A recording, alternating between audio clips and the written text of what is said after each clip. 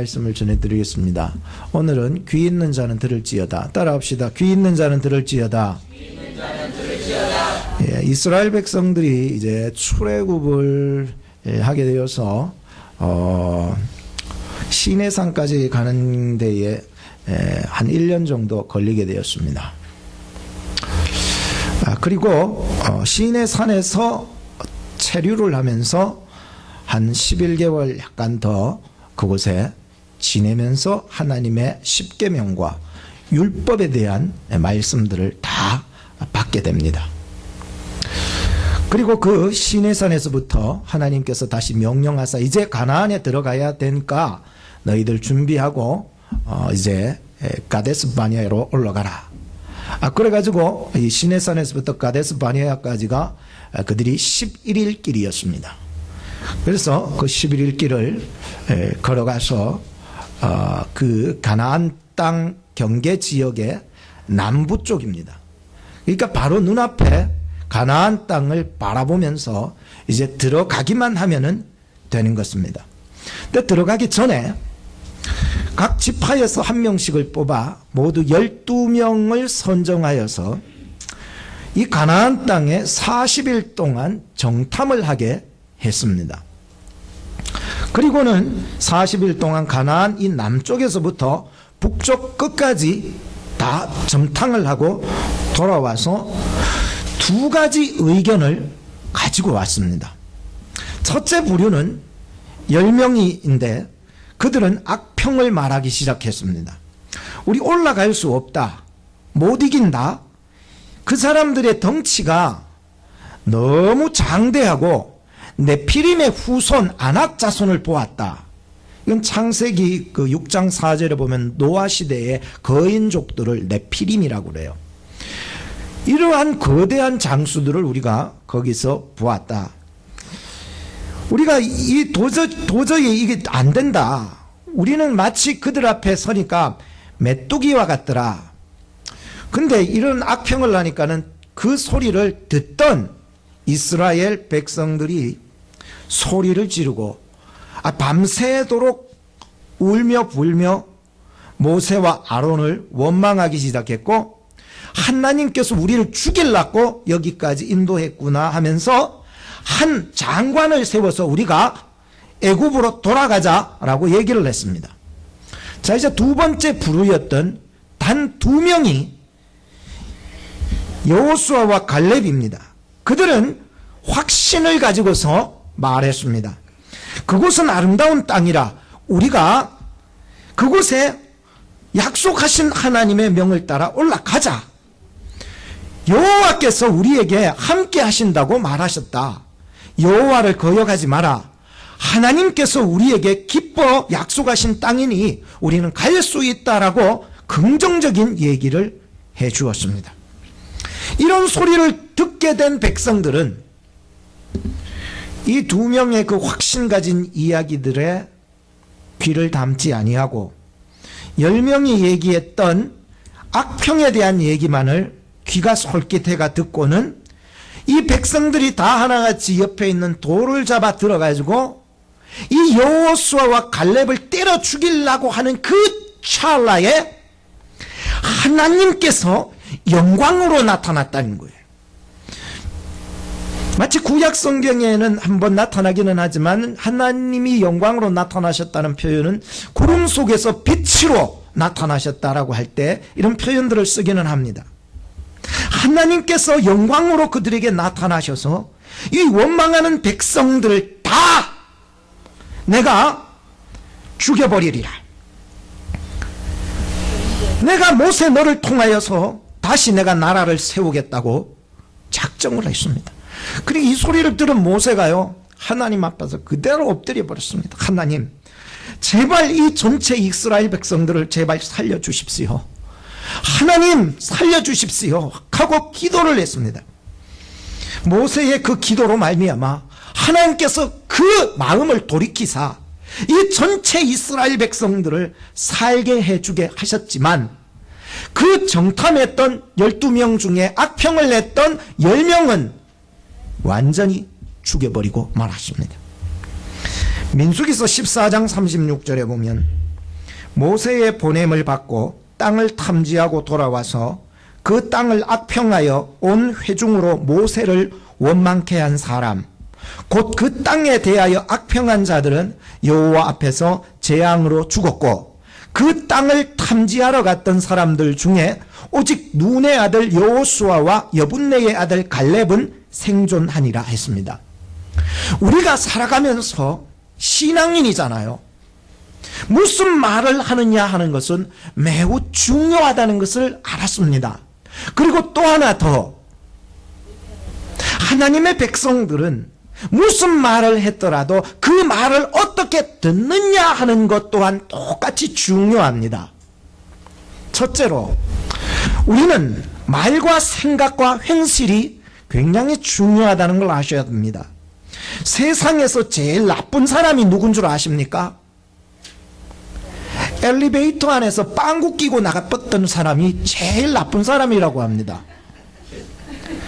내가 빵구 끼고 나가면 되지만 남은 자들에게는 엄청난 피해를 주기 때문에 이런 사람이 제일 나쁘다고 얘기를 하는 것입니다. 우리의 말과 생각과 행실이 얼마나 소중합니까? 우리의 입은 하나입니다. 머리도 하나고요, 몸도 하나입니다. 하나라는 것은 굉장히 절대되지 못하면은 나와 상대방에게 상처를 줄 때가 많습니다. 그래서 하나는 굉장히 좀 신중하게 가지고 살아야 됩니다. 하나가 있는 거는. 우리의 말, 우리의 생각, 우리의 행실이 주님 다시 오시는 그날에 평가되기 때문에 하나님 편에서의 믿음의 말, 하나님 편에서 믿음의 생각, 하나님 편에서 믿음의 행동을 해나가시기를 주의 이름으로 축복합니다.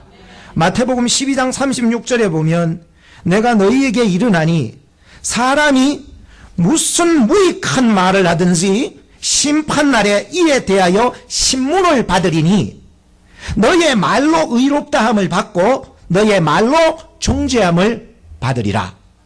그러니까 우리 말 한마디, 생각 하나, 행동 하나가 우리가 살아가면서 마지막 날 주님 오시는 그날에 평가받게 되어 있다는 거예요.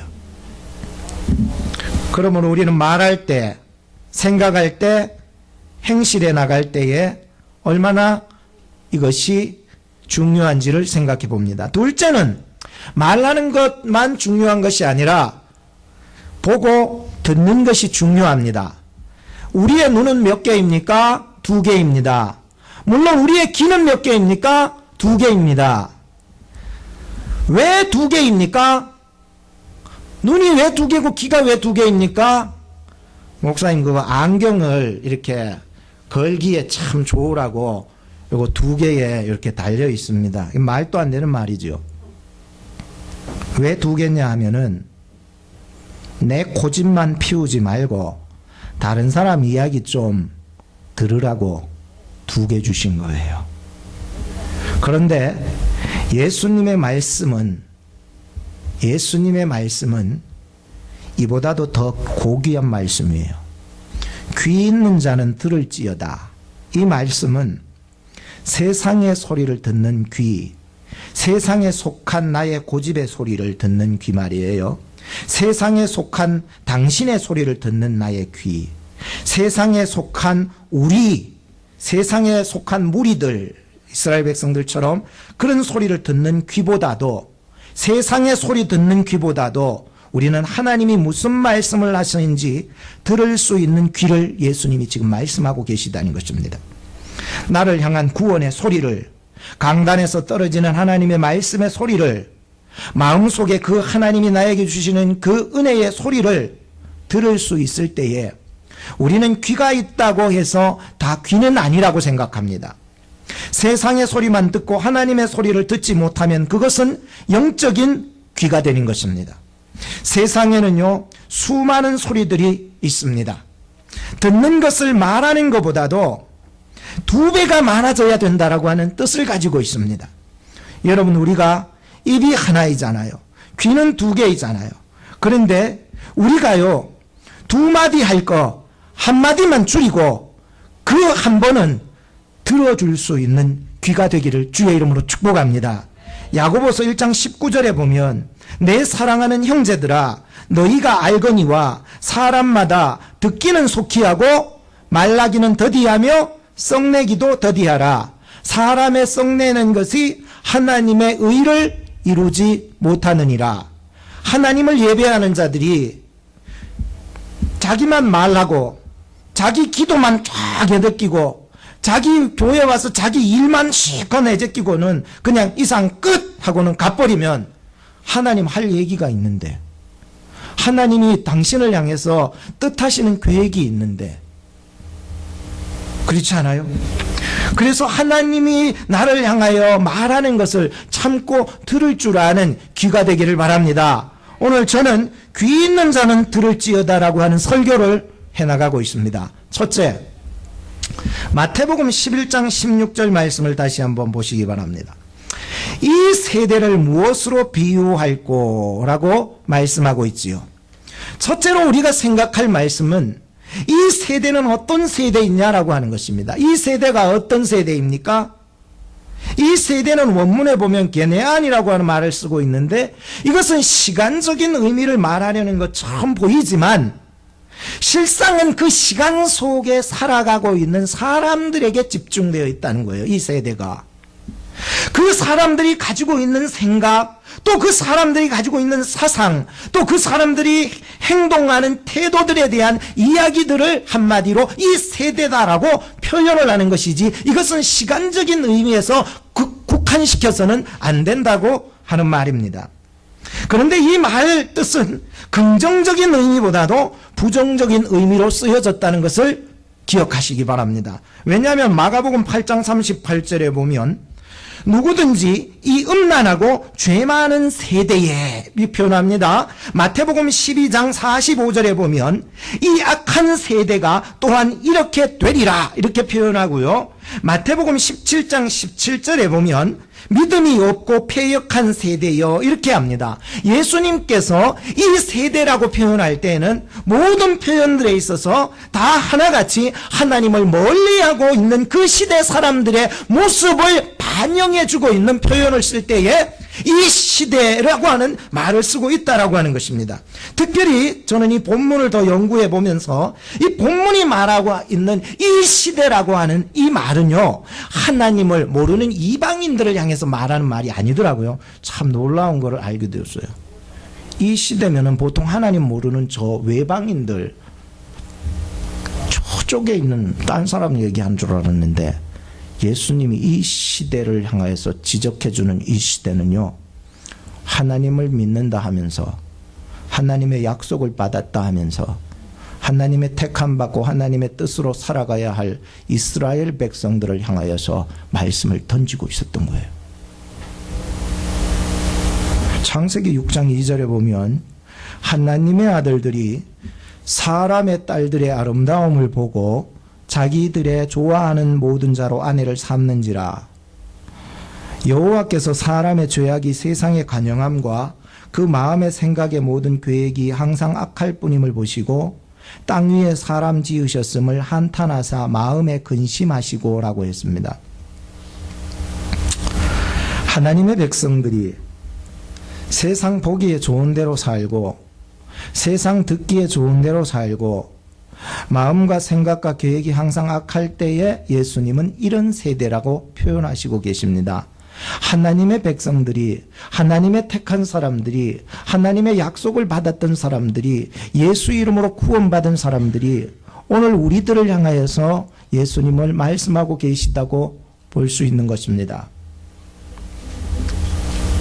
이 하나님의 백성들이 하나님의 백성으로서 살아가지 않고 하나님의 음성을 듣지 않고 세상 좋은 대로 살고 세상 듣기 좋은 대로 살 때에 이것이 바로 예수님이 지적해주는 이 세대라고 표현하고 있는 것입니다. 누가복음 14장 34절에 보면 소금이 좋은 것이나 소금도 만일 그 맛을 잃어버리면 무엇으로 짜게 하리요?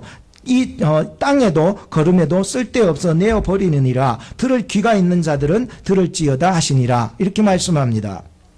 하나님의 백성들이 백성됨의 본질을 잃어버리고 세상 풍조대로 살아갈 때에 쓸데없어 버림받는다는 예수님의 말씀이셨습니다. 그렇다면 백성됨의 본질이 뭡니까? 소금의 본질이 뭡니까? 그것은 오늘 하나님의 백성들, 예수 그리스도의 하나님의 백성들이 그리스도 안에서 죄사함을 받고 살아가야 되는 그 거룩성이라는 거예요. 마치 탄광에 아름다운 꽃 하나가 폈는데도 그 꽃잎에는 전혀 탄가루가 묻지 않는 거나 똑같다는 거지요. 호숫가에 오리 한 마리가 이렇게 살아가고 있는데도 전혀 오리 깃털에는 전혀 더러운 이런 것들이 전혀 묻어있지 않다라고 하는 얘기인 것입니다. 하나님의 백성들이요, 예수 그리스도 안에서 깨끗함을 입고 천국 백성으로서 이제 살아가야 될 백성이라면 이 땅 가운데서 하나님이 예수 그리스도 안에 주신 이 거룩함을 지켜나갈 수 있다는 것이 우리에게 있어서 본질이라는 거예요. 이걸 잃어버리면 어떻게 된다? 쓸데없어서 내버리느니라 라고 말씀하신 것이라는 거예요. 아프리카에 가면은 칼라하리 사막이라고 있습니다.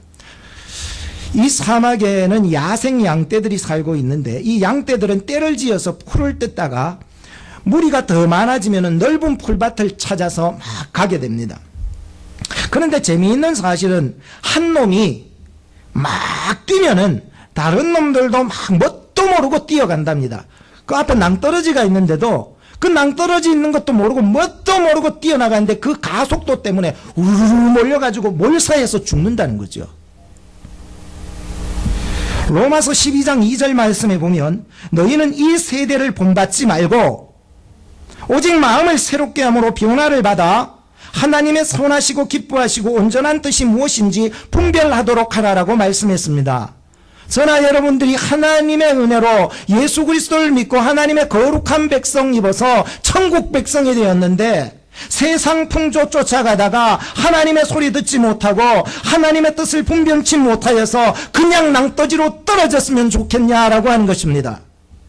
악한 내 고집, 세상적인 내 생각, 죄악된 나의 계획들을 다 내려놓고 먼저 하나님의 음성을 들을 수 있어야 됩니다. 하나님의 음성을 분별하는 구원받은 선한 하나님의 백성들 공동체가 되기를 주의 이름으로 축복합니다. 우리 교회가 이런 교회가 되어야 되지 않습니까? 둘째는 마태복음 11장 16절 말씀을 다시 보시기 바랍니다. 이 세대를 무엇으로 비유할꼬? 비유컨대 아이들이 장터에 앉아 제 동물을 불러 가로되 우리가 너희를 향하여 피리를 불어도 너희가 춤추지 않고 우리가 애곡하여도 너희가 가슴을 치지 아니하였다 함과 같도다라며 예수님이 말씀해 주셨습니다. 둘째로 생각할 것은 바로 이 세대를 예수님께서 어떻게 비유하시고 계시느냐는 것입니다. 비유라는 말은요, 참 예수님께서 종종 아주 많이 쓰셨던 말씀의 교육 방법이었습니다. 이 비유라는 말은 사람이 사람으로서 기본적인 어떤 소양만 있으면은 이 비유의 뜻을 알아들을 수 있는 교육 방법, 이게 비유입니다. 여러분들 잘 못 알아먹지요? 그러면은 어떻게 합니까? 다른 어떤 보여지는 현상의 일들, 우리가 일어나는 우리 당시에 일어나는 모든 일들을 들어서 얘기를 해줘서 아하 이렇구나라고 하는 예수님의 교육 방법이라는 거예요. 마태복음 13장 34절에 보면 예수께서 이 모든 것을 무리에게 비유로 말씀하시고 비유가 아니면 아무것도 말씀하지 아니하셨으니 이는 선지자로 말씀하신 바 내가 입을 열어 비유로 말하고 창세로부터 감추인 것들을 드러내리라 함을 이루려 함이라.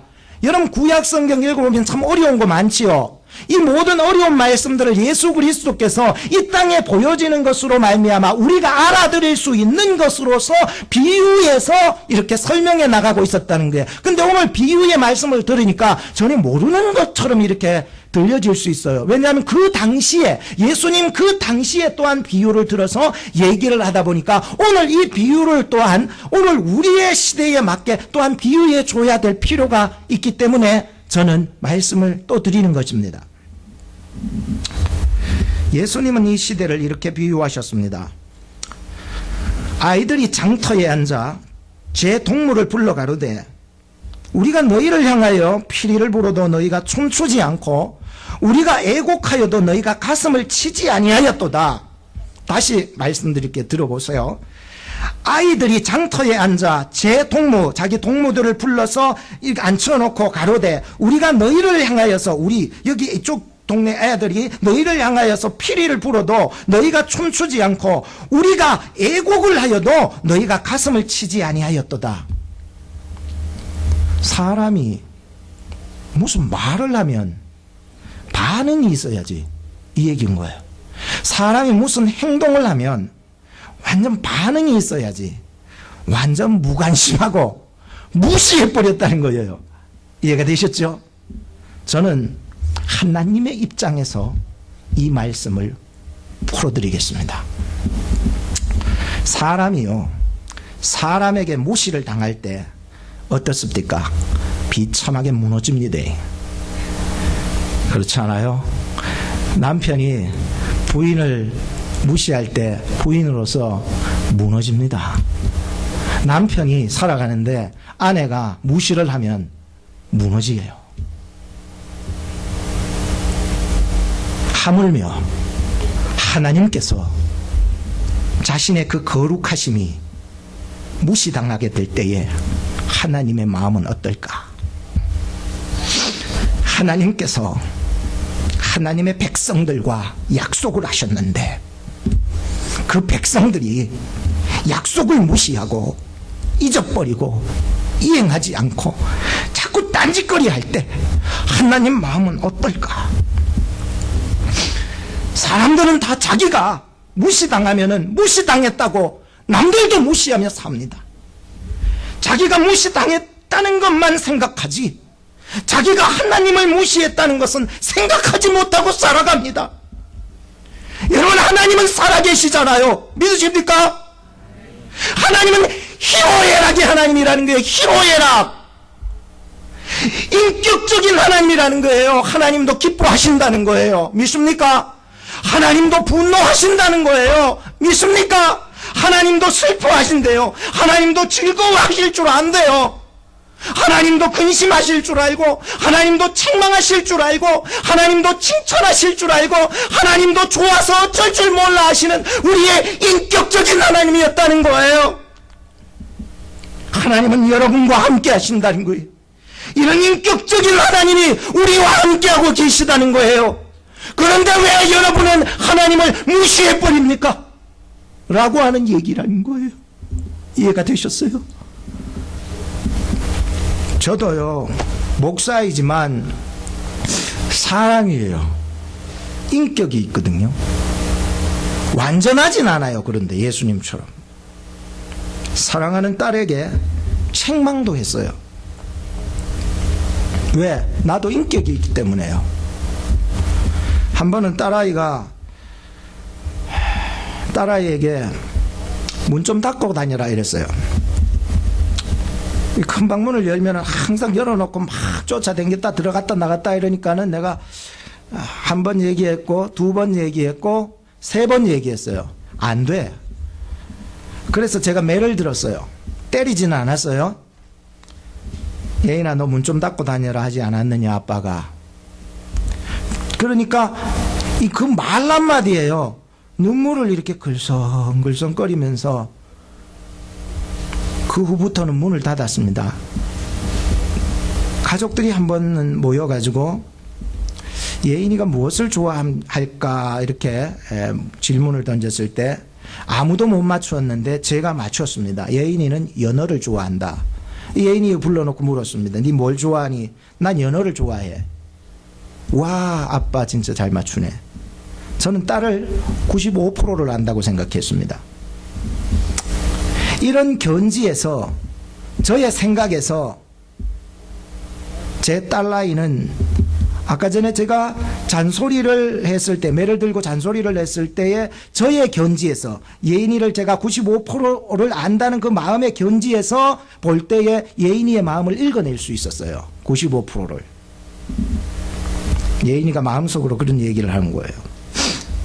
아빠는 나를 너무 몰라. 아빠 미워. 아빠 무서워. 그래, 내 문을 꼭 닫아줄게. 그러나 다시는 아빠하고 안 놀아. 제가요 95% 적중해 버린다니까요. 이런 생각을 하고 있었다니까요. 표정만 봐도 알거든요. 그게 100%는 아니에요. 그렇지만 거의 맞아떨어지는 거예요. 그런데 놀라운 것은 다음날 아침이었습니다.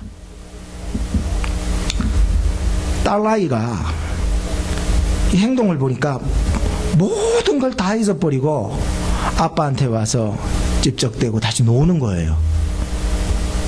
어제 내가 분명히 매를 들고 이랬으면은 시추구리 해가지고 있어야 되는데, 아니 어제 분명히 그런 얘기가 있었으면 이제는 뭔가 좀 가만히 있어야 되는데 그렇지 않아. 아빠 옆에 와서 아빠하고 다시 노는 거예요.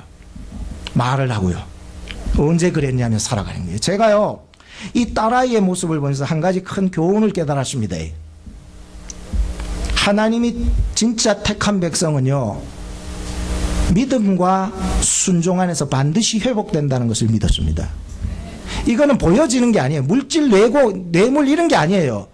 이런 거는 내가 예인이를 뇌물 써가면서 꼬신 게 아니에요. 이런 거는요 믿음과 순종 안에서 회복이 되어 있다는 거예요. 택한 자들은요 어찌됐든 간에 인간적인 계산, 인간적인 견지, 인간적인 의지까지도 다 이런 것들이 내려놓게 만든 것은 믿음과 순종이었다. 한번 따라 합시다. 하나님은 내 아버지, 나는 아버지의 자녀. 믿으십니까? 여기에 대한 믿음과 순종이 있으면은요 그 언약 안에서 반드시 회복되게 되어 있습니다. 저는 저의 인간적인 계산으로는 여자들을 잘 모르겠습니다.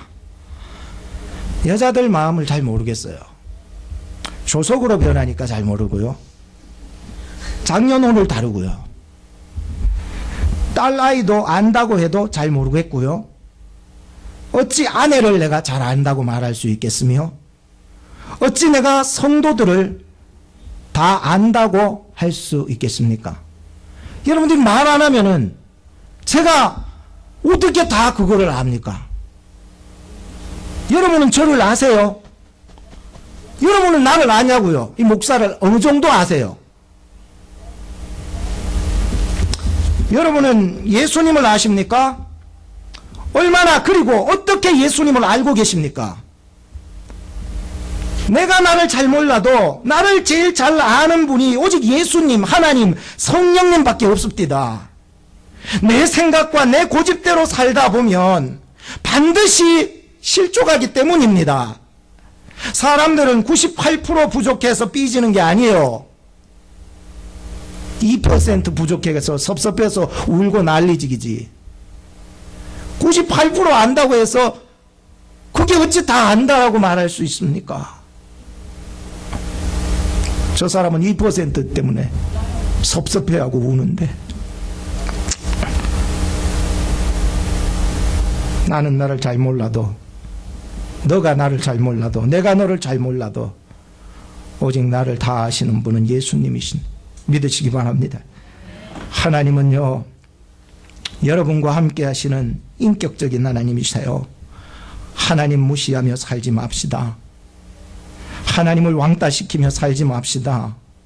내 필요에 따라 그냥 붙어놨다 띄다 그렇게 살지 말아요. 하나님 우셔요. 하나님 근심하시죠. 하나님 아파하셔요. 하나님 인격의 하나님이시라니까요. 하나님 얼마나 가슴이 아플까요? 하나님은 내 아버지,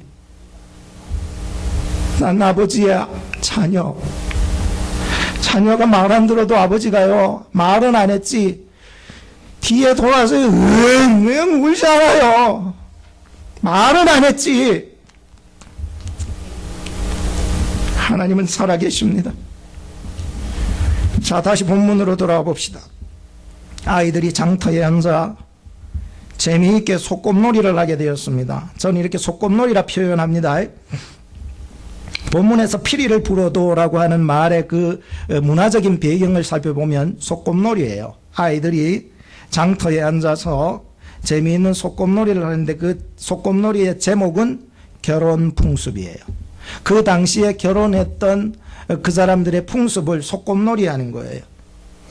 아이들의 그 결혼식 소꿉놀이가 너무너무 재밌고 너무너무 이 소꿉놀이가 기쁘잖아요. 너무너무 좋았어요. 이 소꿉놀이가 결혼식 이게 노는 것이 신났어요. 그래서 자기만 이 기쁨을 누리고 싶지 않아서 다른 동무들을 이 기쁨에 함께 놀고자 초청을 해서 그들에게 피리를 불면서 결혼식 소꿉놀이를 막 같이 놀자고 이렇게 보여준 거예요. 그런데 저쪽에서 왔던 이 동무들이 함께 춤추며 놀아줄 줄 알았는데 재미없다며 웃지도 않고 기뻐하지도 않고 무관심하면서 무시해버리더니 그냥 빠 쳐다보기만 하는 거예요.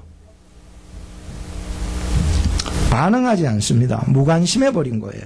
무시해버린 거예요. 그래서 이 아이들이 제목을 바꿔 놀았어요. 이번에는 무슨 제목일까요? 애곡. 장례식 놀이를 한 거예요.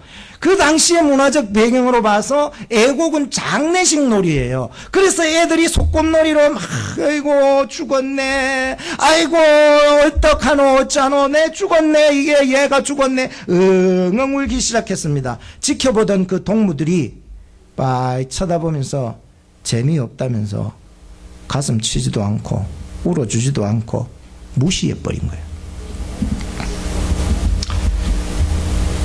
이 세대가 마치 예수님이 구원하러 오셨다고 피리를 불면서 막 해도 반응이 없어요. 기뻐하지 않아요. 예수님이 십자가에 못 박혀서 우리 대신 죽으셨다고 해도 자기 죄를 자복하면서 가슴 치는 사람이 없다는 거예요.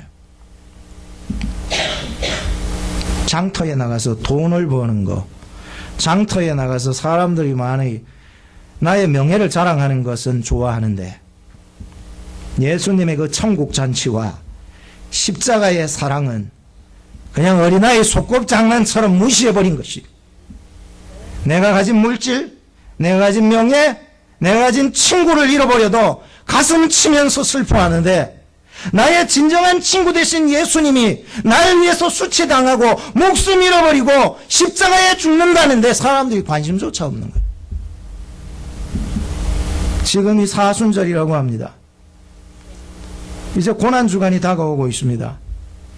올해는 어쨌든지 간에 주님의 고난에 동참하는 한 해가 되었으면 좋겠다는 생각을 가지고 여러분 광고에 미리미리 지금 고난주간 3월 셋째 주 한 주간 우리가 하나님 앞에 고난에 동참하고자고 말씀드립니다.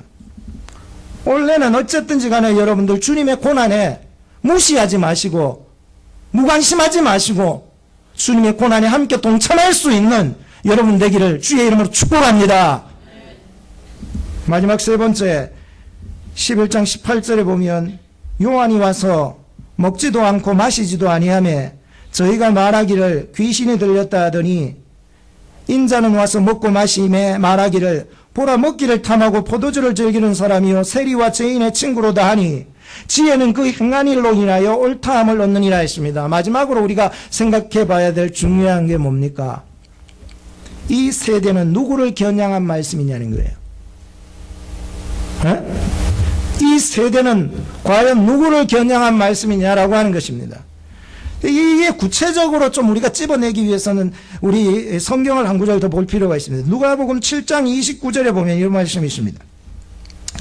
모든 백성과 세리들은, 다시 말합니다. 모든 백성과 세리들은, 누가복음 7장 29절에 보면 모든 백성과 세리들은, 죄인들이에요. 세리들은 모든 백성과 세리들은 이미 요한의 세례를 받은지라 이 말씀을 듣고 하나님을 의롭다 하되, 그 다음에 30절에 보면 오직 바리새인과 율법사들은 그 세례를 받지 아니한지라 스스로 하나님의 뜻을 저버리니라. 그리고 나서 누가복음 7장 31절에 오늘 본문 말씀이 연관이 되는 거예요. 또 가라사대 이 세대의 사람을 무엇으로 비유할까 하면서 오늘 본문 말씀이 누가복음에서 쭉 나왔어요. 예수님께서 지금 이 세대 비유하신 말씀의 그 무리들은 그 전체를 두고 말씀을 하시기는 하셨지만 겨냥하신 그 자들은 바로 바리새인과 율법사들을 향하고 있었다는 것입니다. 그 말은 오늘날에도 바리새인처럼 율법사들처럼 살아가는 자들의 그 신앙을 지적해 주고자 하셨다라고 하는 것입니다. 예수님께서는요, 이 땅에 우리를 구원하시기 위하여서 오신 메시아, 구세주, 그리스도가 되십니다. 여러분 누구십니까? 이 일을 앞서 행한 자가 세례 요한이라는 거예요. 세례 요한을 인정하는 것이 꼭 구약 말라기에 예언한 엘리야를 믿는 것과 같기 때문에 그의 세례를 받는 것이 그러니까 구약적 구원관념이기 때문에 그래요. 믿는 것이 곧 오실 예수 그리스도를 영접하는 거나 똑같기 때문에 얘기한다는 거예요. 그런데 모든 백성들과 세리들은 요한의 세례를 받았다는 거예요. 구약적 관점에서 구원을 얻어가며 살아가는 거예요. 죄를 자복하고 어쩌하나. 그런데 오직 바리새인과 율법사들은 그 세례를 받지 아니했다는 거예요. 예수님은 임마누엘로 오신 하나님이십니다. 예수님은요, 그 마음에 그분이 천국을 갖고 오셨어요. 누구든지 예수님을 영접하는 사람은 예수님이 가지고 오신 그 천국을 마음속에 소유할 수 있게 되는 거예요. 오늘 여러분들 마음속에 예수님을 영접하셨습니까? 그 인격적인 하나님이 인카네이션, 성육신 하셔서 우리와 같이 오셔서 우리의 몸으로 오셔서 우리에게 구원과 천국과 영생을 주시기 위해서 오셨다니, 누구든지 그분을 영접하면 영원한 생명과 천국을 소유할 수 있고 영원한 천국을 갈 수 있게 하셨습니다. 그분은 나에게 인격적인 하나님이셨습니다. 그런데 모든 사람들이, 죄인들은 세례를 받고 하나님의 의로움에 참여하고 있는데 오직 예수님이 하나님이 인격으로 오셨는데도 무시해버리는 거예요. 무관심해버린 거예요. 영접하지 않아요. 누가? 바리새인들과 율법사들이 말이에요. 오늘 주여, 내가 살아가면서 이 인격적인 하나님과 동행한다고는 우리는 바리새인처럼 말하지만 내 삶의 필요에 따라 띠다 붙였다 하고 살아가고 있는 우리의 모습이 아닌지 우리는 살펴볼 필요가 있지 않느냐 하는 것이 오늘 본문 말씀의 중요한 핵이라는 거예요.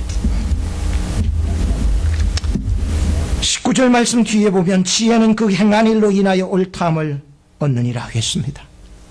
세례 요한이 했던 한 일, 그로 말미암아 예수님이 하신 그 모든 일들은 하나님 나라에서 옳다 인정함을 받는 일이었다는 거예요. 세례 요한뿐일까요?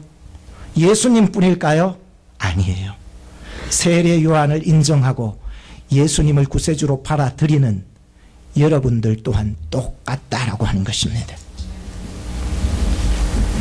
요한복음 5장 29절에 보면 선한 일을 행한 자는 생명의 부활로, 악한 일을 행한 자는 심판의 부활로 나오리라 했습니다. 우리가 지혜 있다라고 하는 것은 이 땅에서 지혜는 아무리 좋아도 우둔한 지혜예요. 그러나 주님 앞에 섰을 때, 주님 나라 갔을 때에, 하나님 앞에 섰을 때에 나의 모습을 기억하며 오늘을 살아간다면 우리는 지혜로운 자가 될 줄로 믿습니다. 결론을 짓겠습니다. 하나님의 연주자라고 하는 책을 집필한 송솔나무라고 하는 사람이 있습니다. 어릴 적에 이민을 와가지고 살면서 왕따를 당하고 차별을 당하고 무관심을 당하고 생활고에 시달렸습니다. 나는 태어나지 말았어야 할 아이야. 화장실에 가서 그렇게 생각하면서 울던 그 아이에게 하나님께서 마음속에 찾아와 말씀을 해주셨대요.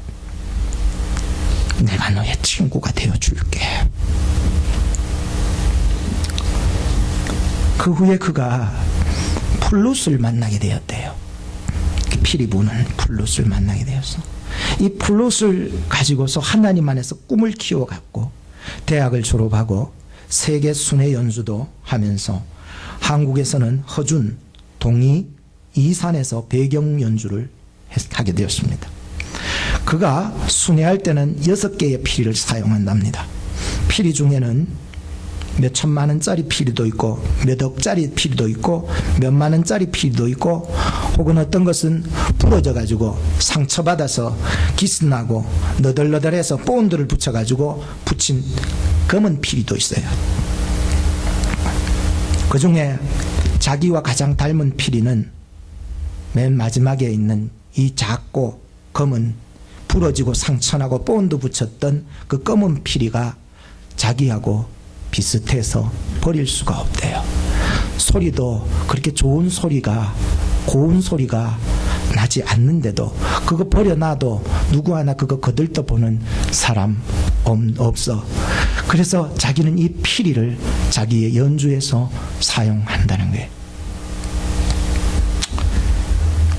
가장 어려울 때, 친구들이 다 떠나갔을 때에, 나만 혼자라고 생각이 들 때에, 험악한 길을 가야 할 때에 그 부러지고 상처난 피리는 사용된대요. 오직 연주자만이 그 피리를 사용할 수 있기 때문이래요.